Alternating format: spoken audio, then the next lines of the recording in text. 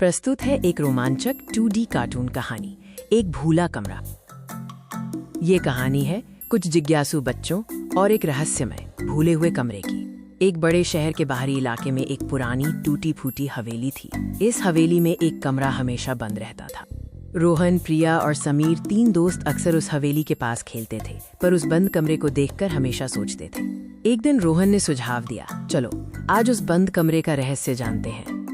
प्रिया और समीर थोड़ा डरे, पर उनकी जिज्ञासा ने डर पर जीत पा ली। उन्होंने कमरा देखने का फैसला कर लिया।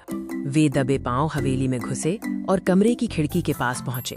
खिड़की धूल से ढकी थी। किसी तरह उन्होंने दरवाजा खोल लिया। कमरे के अंदर घुप अंधेरा था और हवा में धूल उड़ रही थी। कमरे में एक धूल भरी पुरानी मेज और टूटी हुई कुर्सियां पड़ी थीं। सब कुछ बरसों से छूटा हुआ लग रहा था। हर कोने में मकड़ी के जाले लटके थे और दीवारों पर नमी के बड़े बड़े धब्बे दिखाई दे रहे थे।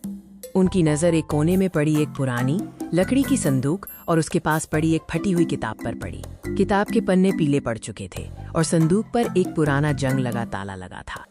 बच्चों ने मिलकर संदूक को खोलने की कोशिश की, पर ताला बहुत मजबूत था। तभी प्रिया ने मेज के नीचे कुछ चमकता हुआ देखा। ये ताले से मिलती जुलती एक पुरानी चाबी थी। चाबी से संदूक खुली। अंदर कुछ नहीं था, सिवाय धूल और पुरानी यादों के निशान के। पर बच्चों को एक महत्वपूर्ण सीख मिली। वे मुस्कुराते हुए कमरे से बाहर निकले। उन्हें पता चल गया था कि सबसे बड़ा खजाना खोज का रोमांच होता है, न कि संदूक के अंदर की चीज। याद रखें, जीवन के हर बंद कमरे में एक कहानी छिपी होती है। बस हिम्मत करके दरवाजा खोलना है।